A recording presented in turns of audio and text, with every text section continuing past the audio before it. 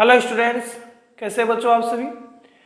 तो जो आज की क्लास में हम स्टार्ट करने वाले हैं new topic Coulomb's law in vector form. Coulomb law की बच्चों बहुत सारी क्लासेस, उसके क्वेश्चंस हम लास्ट क्लासेस में कर चुके हैं। आज हम देखते हैं कूलम्ब्स लॉ का वेक्टर फॉर्म हमें क्या बताने वाला है। तो चलो हम इसका थोड़ा सा डिस्कशन करते हैं पहले कि हमें क्या बताने वाला है, ये क्या प्रूफ करेगा। तो बच्चों ये न्यूटन का जो थर्ड लॉ है, न्यूटन्स थर्ड लॉ, और न्यूटन्स थर्ड लॉ क्या होता है, action and reaction law. Action and reaction law होता है। सपोज कि अपने पास में ये दो ऑब्जेक्ट्स है, एक ए ऑब्जेक्ट है, एक बच्चों बी ऑब्जेक्ट है। ए ऑब्जेक्ट बी ऑब्जेक्ट पर एक फोर्स अप्लाई कर रहा है, एफ ए मान लेते हैं, और ये बी एफ बी अप्लाई कर रहा है। दोनों एक दूसरे को फोर्स अप्लाई कर रहे हैं। न्यूटन का थर्ड लॉ जो होता है वो एक्शन एंड रिएक्शन लॉ होता है। उसके बेसिस पर हम ये कहते हैं कि इन दोनों फोर्सेस का जो मैग्नीट्यूड होता है वो तो सेम होता है। एक्शन एंड रिएक्शन लॉ में क्या कहा जाता है, या थर्ड लॉ में न्यूटन के में ये कहा जाता है, यदि ए बी पर फोर्स लगा रहा है तो बी पी ए पर फोर्स लगाएगा। ये दोनों फोर्स जो होंगे बच्चों वो मैग्नीट्यूड में सेम होंगे। इन दोनों फोर्स का जो वैल्यू होगा वो मैग्नीट्यूड में तो क्या होगा, सेम होगा, बट डायरेक्शन में क्या होगा, अपोजिट होगा। इसका मीन हुआ जैसा मान लो ए ने फोर्स बी पर इस डायरेक्शन में लगाया है, और तो बी जो होगा बच्चों ए पर फोर्स क्या लगाएगा, इस डायरेक्शन में अप्लाई करेगा। यानी ये हम बात करते हैं न्यूटन के थर्ड लॉ की। तो न्यूटन का थर्ड लॉ में पता है एक्शन एंड रिएक्शन लॉ होता है, जिसके बेसिस पर हमें ये पता है कि दोनों फोर्स का मैग्नीट्यूड सेम होता है, बट डायरेक्शन क्या होता है, जस्ट एक दूसरे के अपोजिट होता है। कूलम्ब लॉ जो होता है बच्चों, कूलम्ब लॉ जो होता है वो दो चार्जेस के बीच में वर्क करता है, और वो दोनों चार्जेस एक दूसरे पर फोर्स लगाते हैं। वो फोर्स बच्चों मैग्नीट्यूड में सेम होते हैं, बट डायरेक्शन में अपोजिट होते हैं। यानी हम ये कह सकते हैं कि जो कूलम्ब लॉ होता है, और कूलम्ब लॉ के कारण जो दोनों चार्जेस के बीच में जो फोर्स लगता है वो बच्चों एक्शन एंड रिएक्शन लॉ को फॉलो करता है। यानी दोनों चार्जेस जो होते हैं एक दूसरे पर फोर्स से मैग्नीट्यूड का अप्लाई करते हैं, बट डायरेक्शन में अपोजिट होते हैं। आज हमें वही बात यहाँ प्रूव करनी है। तो चलो बच्चों प्रूव करते हैं इसको। और प्रूव करने के लिए मैं मान लेता हूं कि मेरे पास में दो चार्जेस है यहाँ पर। यहाँ मैं मान लेता हूं कि मेरे पास दो चार्ज है बच्चों। एक चार्ज जो है वो Q1 है, सेकेंड चार्ज जो है वो Q2 है, और इनका पोजीशन वेक्टर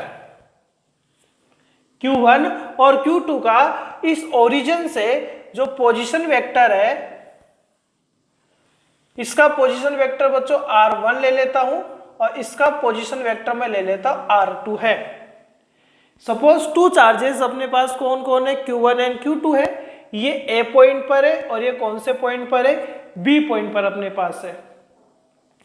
ये Q1 का इस ओरिजिन के रेस्पेक्ट में पोजीशन वेक्टर हमने R1 ले रखा है, और इसे Q2 का ओरिजिन के साथ हमने पोजीशन वेक्टर R2 ले रखा है। तो यहां हम देखते हैं कि किस तरीके से हम यहां फोर्स फाइंड करते हैं। तो देखो बच्चों, यहां मैंने दोनों का नेचर सेम ले रखा है, पॉजिटिव पॉजिटिव ले रखा, तो रिपल्सन फोर्स यहाँ अप्लाई करें। रिपल्सन से हम यहाँ प्रूफ कर देते हैं, अट्रैक्शन से भी प्रूफ किया जा सकता है। तो देखते हैं, यहाँ Q1 और Q2 दोनों एक दूसरे को फोर्स अप्लाई कर रहे हैं।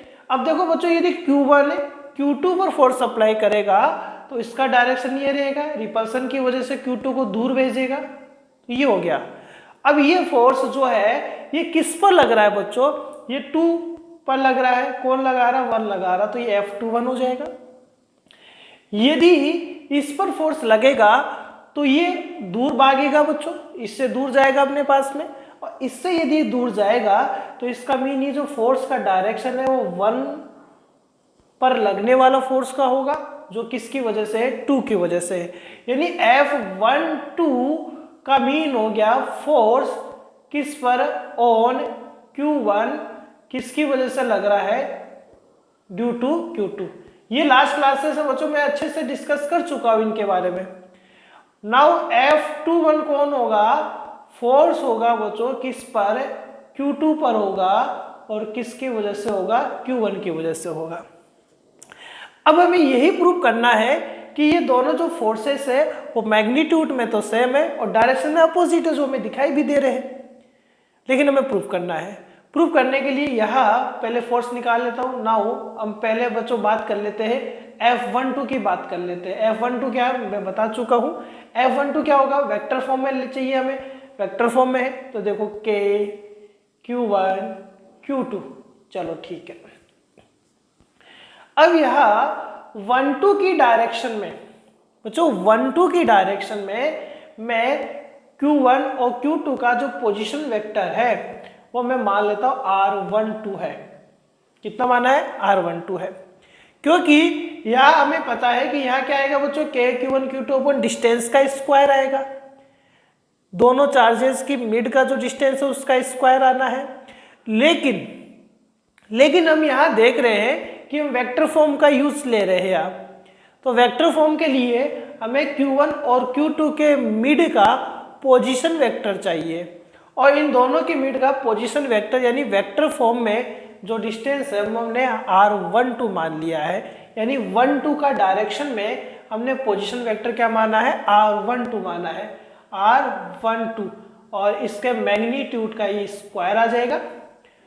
और इस 1-2 की डायरेक्शन में जो यूनिट वेक्टर है जो इसकी डायरेक्शन को रिप्रेजेंट कर रहा है वो R12 का केप हमने मान लिया है। ये इक्वेशन नंबर फर्स्ट आ चुका है। अब ये R12 क्या है, इसका हमें फाइंड आउट करना होगा वैल्यू।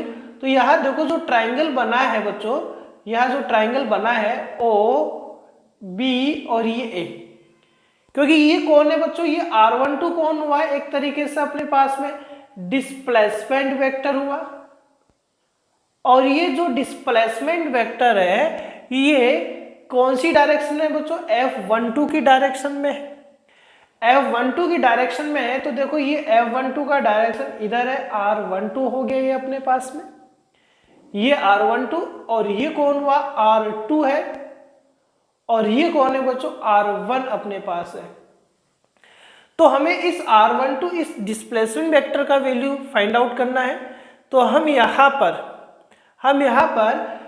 एक मेथड का अप्लाई कर देते हैं, और वो कौन सा मेथड है, एक है वेक्टर सम का मेथड है, वेक्टर सम का ट्राइंगल मेथड है, यानी यहाँ हमें ट्राइंगल मेथड का यूज कर रहे हैं बच्चों, ट्राइंगल मेथड किसका बच्चों, वेक्टर सम का। और वेक्टर सम का ट्राइंगल मेथड क्या कहता है, हमें ये पता है कि ट्राइंगल में 3 साइड्स होती है, इन 3 साइड में से आप ये देखें कि 2 साइड जो है वो सेम ऑर्डर में कौन सा है। तो देखो बच्चों ये R2 वाला जो है और ये R12 वाला जो वो सेम ऑर्डर में आ रहा है। तो ट्राइंगल मेथड ये कहता है कि 3 साइड में से 2 साइड जो सेम ऑर्डर में वेक्टर क्वांटिटी को रिप्रेजेंट करे, तो इन दोनों का जो सम होगा या इन दोनों का जो रिजल्टेंट होगा वो अपोजिट ऑर्डर वाला वेक्टर होगा। यानी हम ये कह सकते हैं R2 plus R12 equals to क्या आने वाला है बच्चों, R1 आने वाला है, क्योंकि ये दोनों सेम ऑर्डर में है, इन दोनों का सम R1 के इक्वल होगा। तो हमें तो यहाँ R12 चाहिए था, इसका मोड चाहिए, मैग्नीट्यूड चाहिए, तो ये क्या आ जाएगा बच्चों, R1 माइनस R2 अपने पास आ जाएगा। क्या यहाँ तक बात क्लियर है? हम इसको इक्वेशन नंबर 2 दे देते हैं, आपको दिखाई दे रहा है भाई। अब हमें इक्वेशन 2 को इक्वेशन 1 में पुट कर देते हैं, वैल्यू रखते हैं। तो देखो ये F12 कितना आएगा, ये आएगा बच्चों अपने पास में K Q1 Q2 divided by R12। So R12 कौन है, R1 माइनस R2 मोड का स्क्वायर, और ये क्या आ जाएगा R12 का केप अपने पास आ गया है। ये बच्चों F12 का वैल्यू है, इसको इक्वेशन नंबर 3 दे देते हैं। बात समझ में आ गई अपने पास में। ये अपने पास में किसका वैल्यू हो चुका है, F12 का वैल्यू हो चुका है। अब हमें फाइंड आउट क्या करना है, F21 का वैल्यू भी फाइंड आउट हमें करना है। तो आप ये नोट करना चाहते हो तो नोट कर लीजिए, मैं इसको रिमूव कर देता हूँ, यहाँ से क्लीन कर देते भाई, ठीक है। ये फॉर्मूला इक्वेशन थर्ड वाला एज इट इज रख रहा हूं ताकि यूज हम इसको ले लेंगे।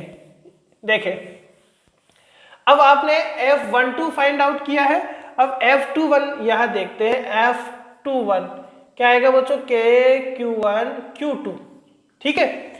अब देखें, ये जो डिस्प्लेसमेंट वेक्टर था Q1 और Q2 के मिड का, वो F12 की डायरेक्शन में था। अब हमें 21 की डायरेक्शन में देखना है। 21 की डायरेक्शन में मैं इसका डिस्प्लेसमेंट वेक्टर बच्चों R21 मान लेता हूं। कितना माना, R21, तो ये क्या आ जाएगा, R21, ठीक है, और ये R21, ठीक है, R21 का कैप अपने पास आ गया। अब हमें इस R21 का वैल्यू देखना है, तो R21 का वैल्यू क्या होगा बच्चों अपने पास, चलो देखते हैं। अगेन हम ट्राइंगल मेथड का यूज करते हैं। ट्राइंगल मेथड का यूज करने के लिए ट्राइंगल हमने बना दिया है।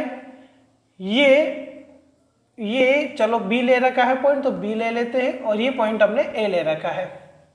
अब देखिए, O से लेकर B तक का पोजीशन वेक्टर हमने R2 ले रखा है। O से लेकर A तक का पोजीशन वेक्टर हमने R1 ले रखा है। तो ऐसे B की डायरेक्शन में हमने यहाँ R21 क्या ले रखा है, डिस्प्लेसमेंट वेक्टर ले रखा है। तो अगेन ट्रायंगल मेथड से हम ये देखेंगे कि इस बार R1 and R21 same order में आ रहा है। सो R1 प्लस R21 का रिजल्टेंट R2 के इक्वल होगा, और हमें R21 फाइंड आउट करना है। तो R21 क्या आएगा बच्चों, यहाँ R2 माइनस R1 आने वाला है। इक्वेशन 5 आ गया है। हम 5 से वैल्यू पुट कर देते 4 में, तो क्या आएगा, F21 equals to KQ1 Q2 R21। और बच्चों R21 कौन है, R21 है R2 माइनस R1 मोड का स्क्वायर, और ये R21 का कैप इक्वेशन नंबर ये 6 आ चुका है। यहां तक बातें क्लियर अपने पास में। अब इस डायग्राम का कोई भी रोल अपने पास नहीं है, इसलिए इस डायग्राम को मैं साफ कर देता हूं। मेरे पास दोनों का वैल्यू आ चुका है। हमने F12 और F21 दोनों चार्जेस पर लगने वाले एक दूसरे के कारण फोर्सेस का वैल्यू फाइंड आउट कर लिया है। तो देखें, F21 एंड F12 में हम देखें तो देखो बच्चों, ये R2 माइनस R1 कौन आ रहा है, यानी हम ये कह सकते हैं R12 कौन था बच्चों, R12 था R1 माइनस R2 था, ठीक है। और R21 कौन है, तो जो R21 है R2 माइनस R1 है। यस और नो। तो हम ये कह सकते हैं, यदि मैं यहां जैसे सपोज इससे इक्वेशन 6 से माइनस कॉमन लेता हूं, या सॉरी माइनस यदि मैं बाहर लेता हूं, तो R1 माइनस R2 आ सकता है। यानी हम ये कह सकते हैं, यहां देखो R1 माइनस R2 है, ये R2 माइनस R1 है, यानी R12 जो है वो बच्चों किसके इक्वल है, ये इसके इक्वल है। यस और नोट। ये चलो ये हटा देते भाई, इसके इक्वल आ रहा है नहीं आ रहा।